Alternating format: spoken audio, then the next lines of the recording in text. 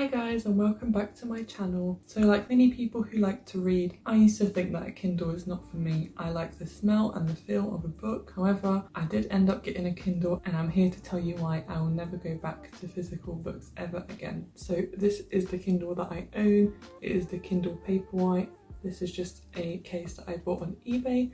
I've had the Kindle since about June 2020, and if I had to describe it in one word, I would have to say convenient. So first, I want to go through a few features which make the Kindle extremely easy to use, and the first one of that is the size. It is really small and lightweight, so I can literally put it in any bag or anywhere I want to take it, and I can hold it with one hand very easily. It's not too heavy, and this is really useful if you like reading a few books at once, because you just take this one little device and you have them all stored on there, and when you do want to read, you just open it up, swipe to unlock, and it takes you to the page you're on, which is so easy.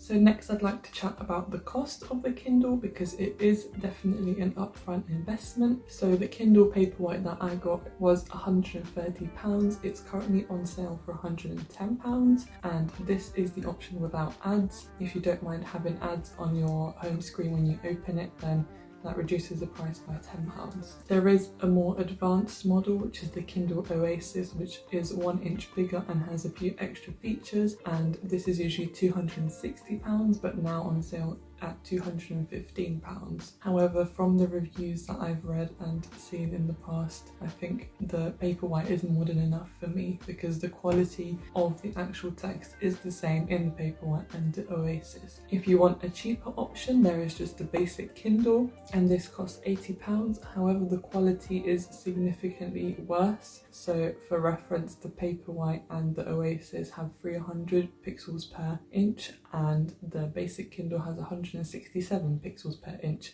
so it's almost half the quality. So if you're comparing an £80 Kindle to a £110 Paperwhite, then I think the extra £30 is definitely worth it in terms of the quality. Alternatively, if you still think this is too expensive but are interested in getting a Kindle, then I would recommend looking on eBay, as quite a few people sell their older models which still work fine, and you can get them at a really cheap price. And just another point that I think is worth mentioning is that Kindle books are usually much cheaper, or at least a bit cheaper than the physical copy if you buy them from Amazon. So if you plan to use the Kindle a lot and read a lot of books, then you will be saving yourself money by buying the e-version instead. Next, I would like to talk briefly about the battery life of this device, but I really don't have much to say because the battery lasts so long. I really feel like I don't have to charge it very often at all. If I had to estimate, I'd say maybe once every few weeks, which is really not a lot. On top of all this, there are a few other features which I think make reading so much easier with a Kindle. So firstly, there is a highlights option, so if there's any quote or phrase I want to highlight, I can easily just